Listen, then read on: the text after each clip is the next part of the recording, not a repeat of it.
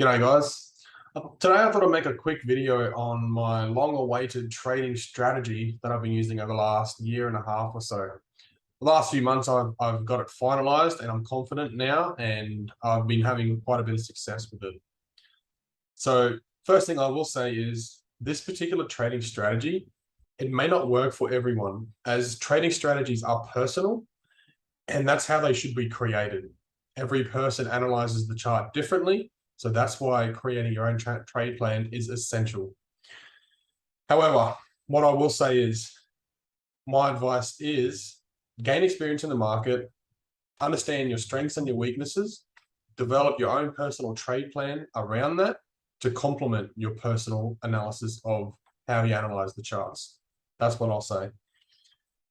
Next thing I'll say is this trading strategy relies heavily on Fibonacci. So being comfortable and confident in using the tool is paramount.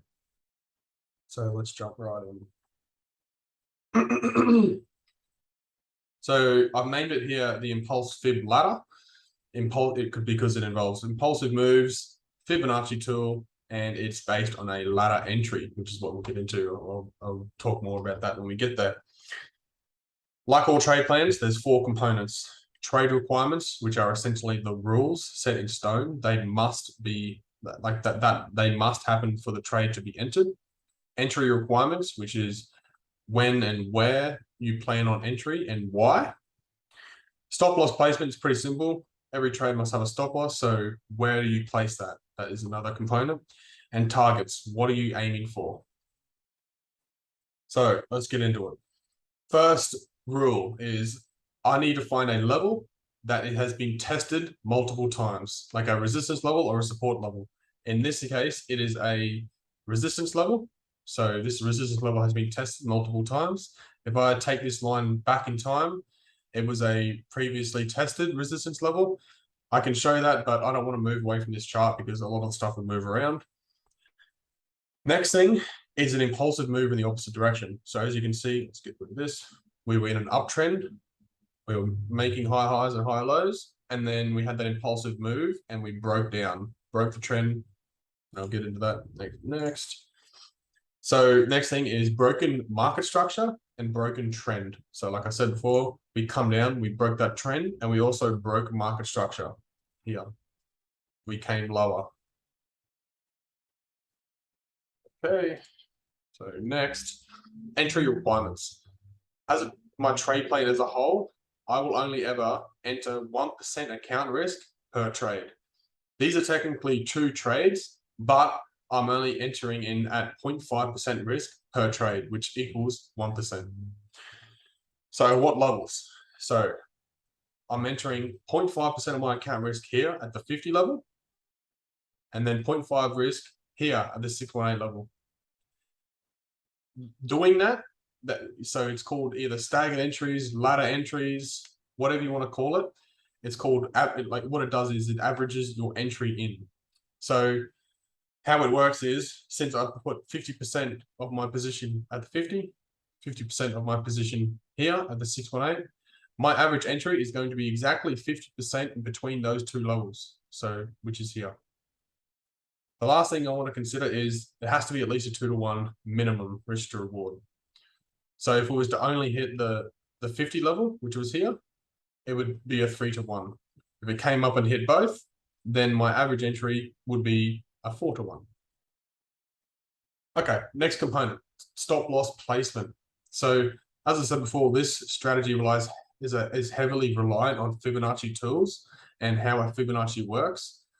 The 786 is a invalidation level. So if it hit that 786 there, that is essentially invalidating my whole thesis on what's going to happen on this chart here. So that's where I want, since it's that significant level on a Fibonacci basis, and all of my other stuff is using Fibonacci levels as well, that's where we're going to put my stop loss placement. Another thing I will say is, since when you enter the trade, you would enter this as one trade, you would put that in the books exactly how you see it, and then you would put this one in exactly how you see it. Your stop loss must be the same on both trades. That is essential. Otherwise, you risk maybe possibly getting liquidated. Okay. Next is, what am I targeting? Personally, I love targeting tested levels, like tested support levels, tested resistance levels. But like I said before, it's heavily reliant on Fibonacci. So I really want to pay attention and set alerts at the 236 level and the 0 level. So 236 level can be seen here, this level here, this red one, and the 0 level is where the Fibonacci tool ends. So since we're done with this now, I'll jump out of that. So I'll just put this on play. This is one of the trades I took. I'll just put this on play to see what happens. So here at this level, we got hit in the first order. So we at this point in time, we are in this trade here, which is a 3-to-1. And we're going to see if we are able to come back up, hit the 618 before we come back down. Keep playing.